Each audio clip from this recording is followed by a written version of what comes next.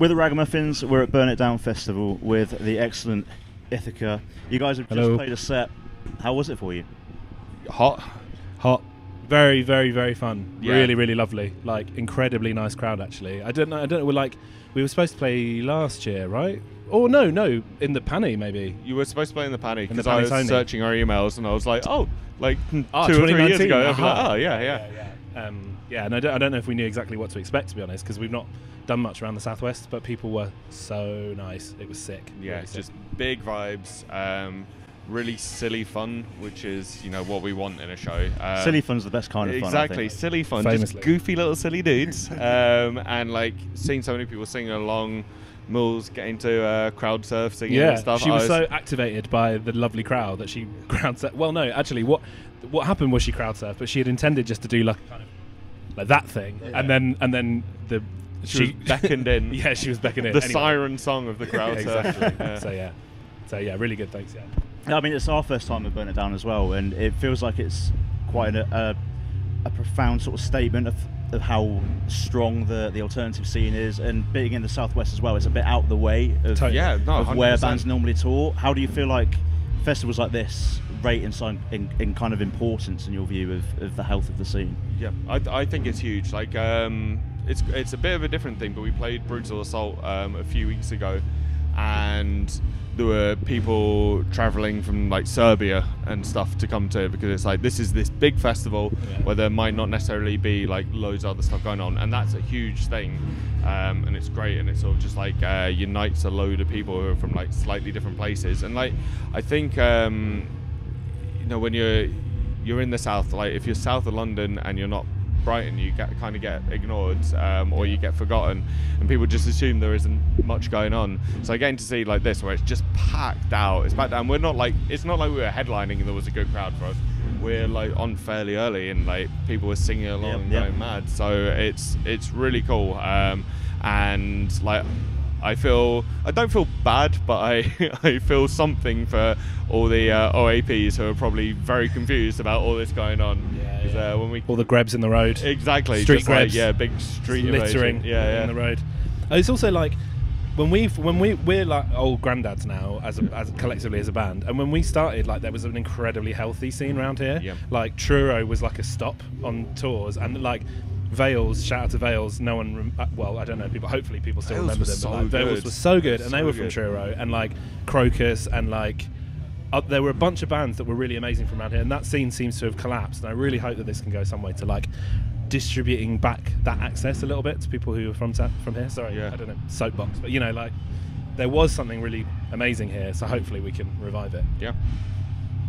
And it's funny you say about the locals, because we were in the pub across the road for a set earlier, and there was a guy at the bar who, what the bloody hell was probably all his this? local pub, and he looked bewildered at what was going on. That's good though. That's like, maybe you won't make a fan, but maybe you will. Give it something different to latch onto. I think that's always nice. There was, sorry. No. There was a dude who came up to me after he played, like an older guy with like grey hair and everything. He was like, "Great set," and I was like, "Thank you." Like, it's wild. I don't know. Maybe he came in from the street. Who knows? Yeah, who knows? A local bloke.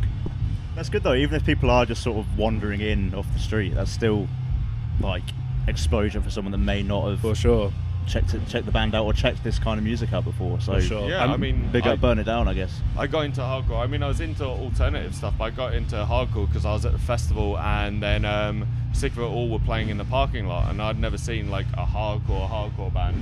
And I went out and I saw them, and I was just like, okay, yeah, this is it. This is my personality for like the next 20-25 years. To date, yeah. So far, exactly. no signs of changing it.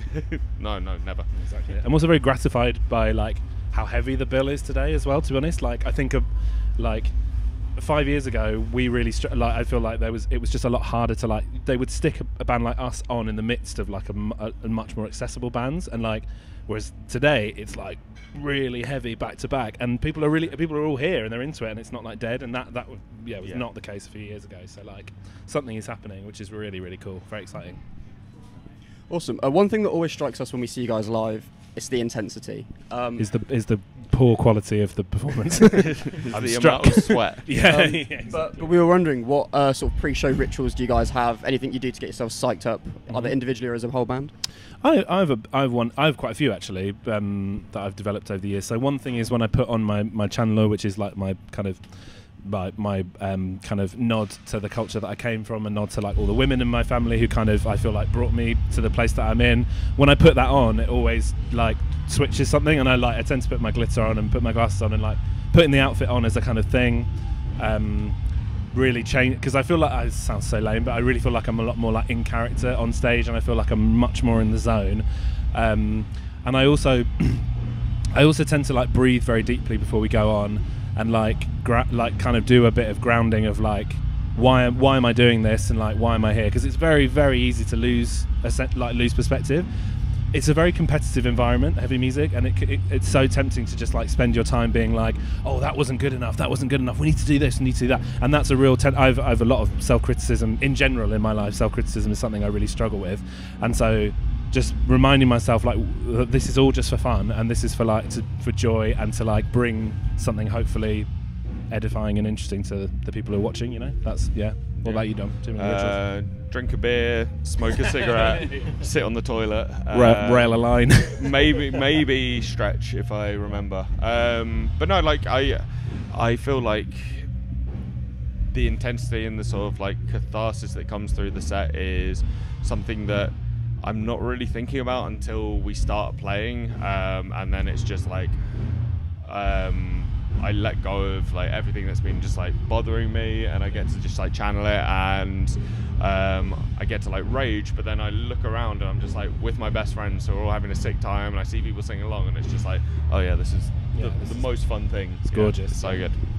On the flip side, how do you unwind after that intensity? Because it's been what, 45 minutes since your set finished now? Beer, cigarette, sit on toilet. Yeah, pretty much. The same in reverse. Do it in reverse. Yeah. Suck it back in. Throw out my beer. Honestly, it takes a while. Like I find when we're on one of the things I find hardest about tour is like turning my kind of brain and body off when we're in bed. And like I'm literally like, feels like my whole body is buzzing and my mind is just like whoa, and like I tend not to sleep. Like it's really difficult to like come back down from the high of it. I think that's like a big thing, especially when you're younger. Why, like, you're in a band, you get on it so much, because it's just sort of like you come off, you got all this adrenaline, you got all the endorphins, and it's just like, yeah, drinks, let's go, let's party, let's go to like the worst nightclub in Liverpool and just like see what happens. It's that theory that energy is never lost, it's just redirected. Exactly. You just redirect for sure. it into that. But yeah, now it is sort of like go outside, chill out, compliment each other. Occasionally, if it's been like a really bad set, we might mention like some of the things that have gone wrong. But thankfully, that doesn't happen that much. Touch wood. And I think we've all like got to a place where that's not what we fixate on. So it's just sort of like everyone unwind, and then we go our separate ways for a little bit usually, and then sort of reconvene.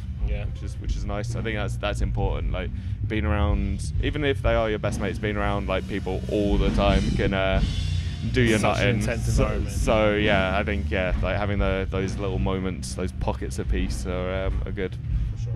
For sure. Your album They Fear Us is kind of an album full of feelings of sort of catharsis and healing. Thanks, Steve. Over a year on from its release, have your relationships with any of the songs changed? Sort of having a year of playing them live and sort of sitting on them for a while? I'm curious to hear what you think, Dom. Well, in terms of playing them, yes. In terms of playing them, yes. In terms of like what they mean to me, there's like one or two where, because of the lyrical content, like it's kind of changed because we're not in the same situation anymore. But mostly speaking, no. Like I feel like I was in a really bad place when we wrote those songs, and I'm not in it anymore. And the process of writing them definitely helped me, like in healing. But my relationship with them is still the same, because they're still a reminder of like where I was. And that's not a negative thing. It's not like it's dredging up negative stuff when we play it. It's sort of just like, wow, look how far we've come. Yeah. So I still see him in the same way, but yeah, maybe the way that I see him has changed. I'm also really interested to see.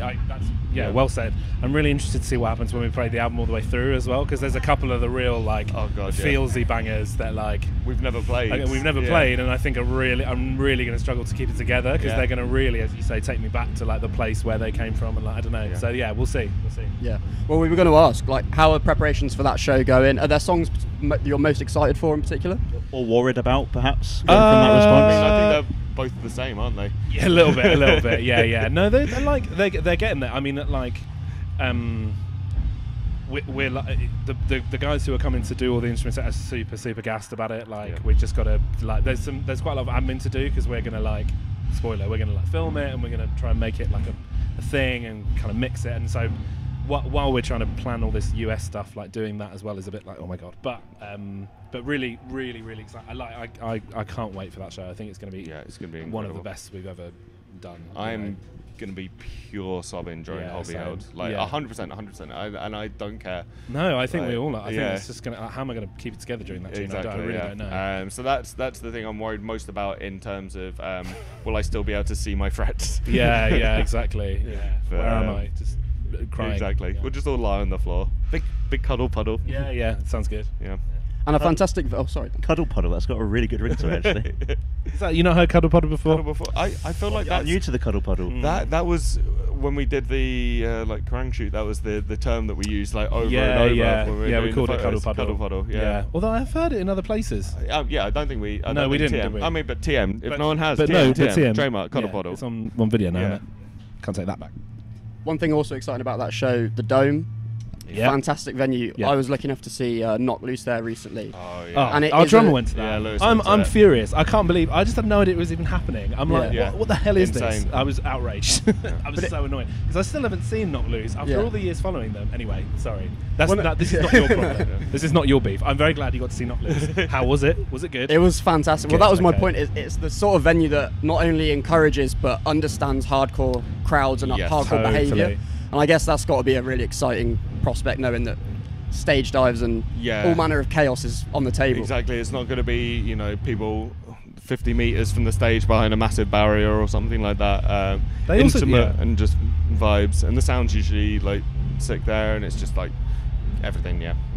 They also just really get it. I think all the guys everyone we've worked with who puts on shows there just really understands like what we're all trying to do here, and like in heavy music, and like they've been super from ages ago. The guys who run the Boston Music Rooms even were always putting us on bills and like giving us a chance, and like, I don't know, that has always been, once the kind of this is really going back, but once the Camden Unicorn kind of fizzled out a bit, because that was where we really came from, and that was like a real scene that we had around there, then it all switched. It felt like all of those bands all migrated to the Boston Music Rooms at the same time, and then hopefully now we're all going up to the Dome level, or or higher. So it's like, it's really cool. Everyone had that detour at Power Lunches for a bit as well. Oh Jesus. The sweatiest room. Do you remember in the world. Power Lunches, you two? Oh mate, no, I don't. Power this Lunches, is again granddad stuff. Yeah. It was just like a basement venue where they used to put on amazing shows, but it was like dirty and sweaty, but like good times as well. Good times. In fact, that was where we first met. Yeah, first met there. Nice. Yeah. Anyway, again, not your concern. Any of what we're discussing. I've got to ask you about Hold Be Held, because it's such a fantastic song. But how do you approach writing that? Because it's in such contrast to what the rest of the album is like. Yeah. Thanks, dude. I think like with the album as a whole, what I really wanted to do was like, I felt like we just didn't. Am I allowed to swear on this? Yeah. Didn't give a shit anymore after the pandemic. Like I was just trapped in my loft, and it was just like, why would we? Like it stopped being relevant. Like pandering to kind of a certain audience or certain. I was like, I literally just want to make the music we want to make, and the music, including the music that we actually listen to, and we listen to a lot more pop music in the van than we do heavy music.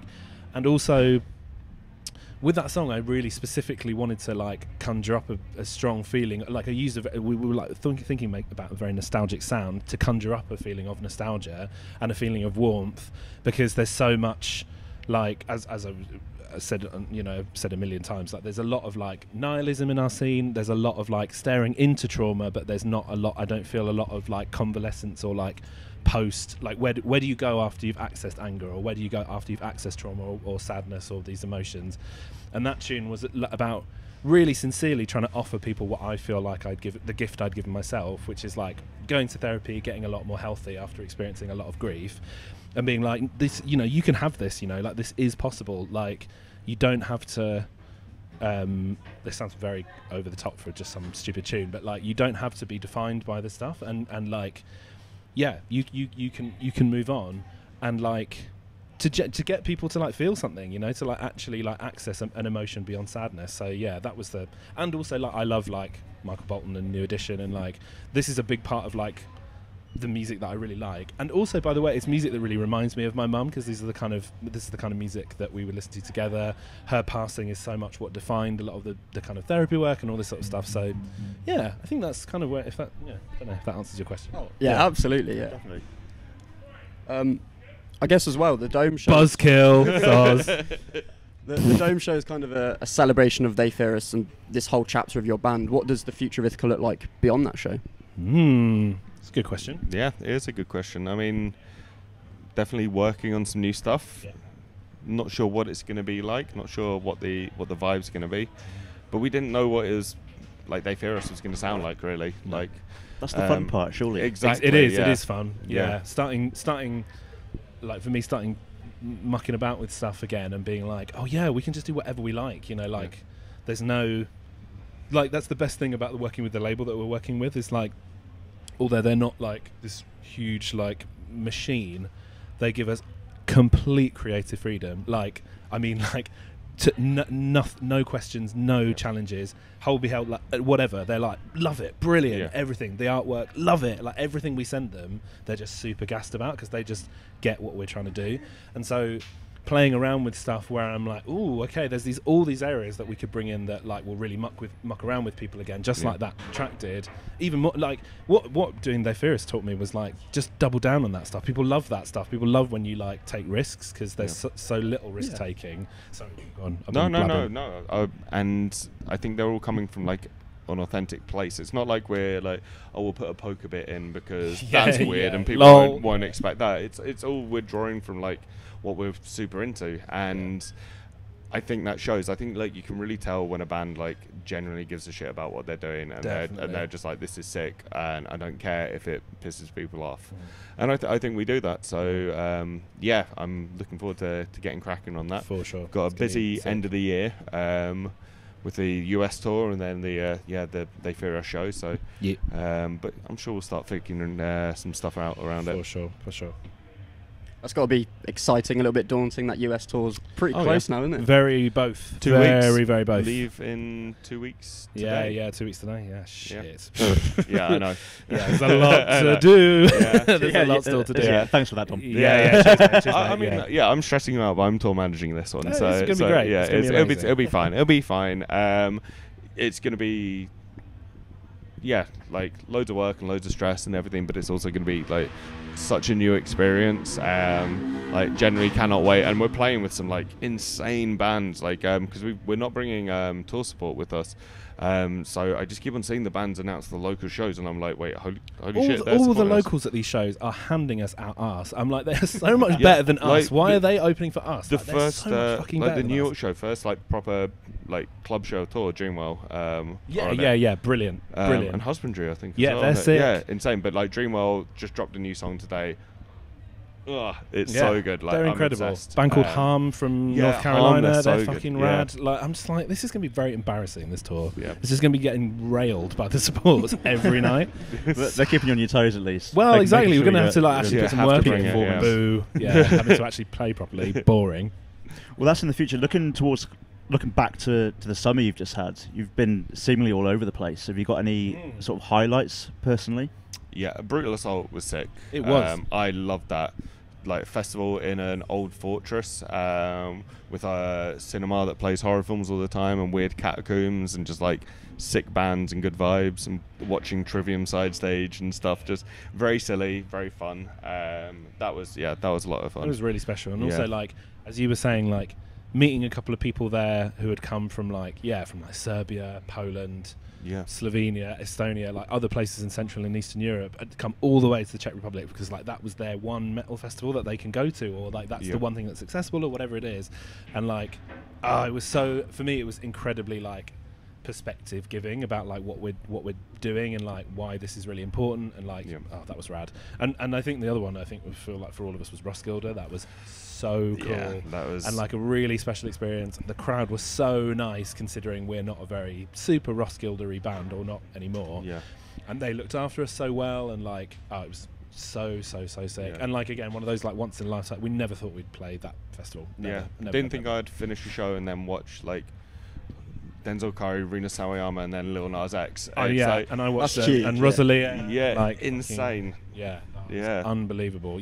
Like that was one of the best things. But we was like all the stuff that we actually really liked. I was just like musically, all the stuff that I'd love to be able to go to, but I can never afford. So exactly. Like smashed out. So good. So good. Really special. So something we like to do on our podcast is recommend new music to people. So if there's one album that you guys could recommend right now to the people listening, what would you go for? It'll be something you've been jamming for a while, something new. So not a new album. I mentioned them before. Dreamworld just put out a new single today. It's the second single from their upcoming album. The last one was 2021, which is really good. But this one is wild. Like, it's coming out on Prosthetic. If these two singles are anything to go by, it's gonna be like incredible. The last one gave me sort of like actual like old school Scrams if they grew up listening to Under Oath as well, and then this one is got like so much horrible discordant nonsense. I'm just obsessed. They're rad. I'm gonna go for a slightly left field one, because there's so much, as you know, there's so much cool music kicking about at the moment. We're very, very blessed. Like a bit of an acquired taste, but a band called Blind Equation. Do you guys know them? Sounds familiar. They're like I don't think they'll mind me saying this. It's like fundamentally some of the stupidest music ever. Like it's such stupid music, but it's also like I think some of the very, very best. Like if you don't like Nintendo core bleepy bloopy, don't bother. If you have even a passing interest in like Horse the Band, or I think actually if you have even a passing interest in like 100 Gex, Hyper Pop, Sophie, all that stuff, I think it's like the black metal version of all that stuff. Like it's so heightened and kind of almost silly that I find it comes back round and becomes like quite moving and genuinely kind of orchestral, and kind of I find it genuinely really beautiful music to listen to. And sometimes I never put black metal on while I'm working, but I sometimes put them on while I'm working because I'm just like, there's something so gorgeous and so insane about this. So Blind Equation from somewhere in the US. I think Virginia in the US. But anyway, like full keytar black metal. Oh, wow. That sounds up my alley, dude. And now that, because it used to just be him with a backing track like rolling, and I'm just like, this is rad. But now they've got a full band with the keytar, and it's like it goes super hard. If I was going to ask them to support us in the US, but they're busy. Anyway, Blind Equation. Amazing. The last point to touch on, and we've been very lucky to see you live a few times this year, and you always talk on stage about sort of diversity and inclusivity in the scene. I guess what we want to do is just give you the floor to say what you would say on stage to the people at home that haven't had a chance to see you live yet. Oh, thanks, dude. Yeah, I really appreciate that. Well, the two things I tend to say for people who've not seen us are, firstly, that the album that we wrote is very much about not just like confronting trauma, stepping into trauma, but also coming out of the other side, and about the fact that healing is possible. And so what I normally say is that for everyone here in the room, like, I want to say healing is possible. Your trauma does not define you. If there are people in your life who would seek to kind of limit the lane in which you can kind of flourish or grow, like that will pass. You will heal, you will rebuild yourself, and you will be made whole again. That's what I say. And the second thing is, we as a band have been fighting really hard for the last 10 years for a more diverse and inclusive scene, and the job is just not done, as you guys know. Like, we've made incredible progress, like unspeakable progress, like looking at even the lineup this weekend, many lineups we play now, like it's just taken as a given that they need to be more inclusive and need to at least make the bloody effort. But the job is still not done. Like, we still can think a lot more about like redistribution of resources. How can we, as people in bands, people who make podcasts, people, all this stuff, like how can we bring up the next generation of like people from different backgrounds, or you know, what are we doing to kind of proactively keep our scene alive for the next few years? Like, actually, I'm really proud of us all for actually stepping up so far, because look what it's led to. It's like, you know, change is happening, but there is yet more that we can do. So yeah, that's my little sermon that I normally give every time we play. Perfect. I think that's a beautiful note to end on, really. We're in the Ragamuffins, they've been Ithaca. Check out the album if you haven't already, and make sure you get down to the Dome or the shows in the US and see these guys live.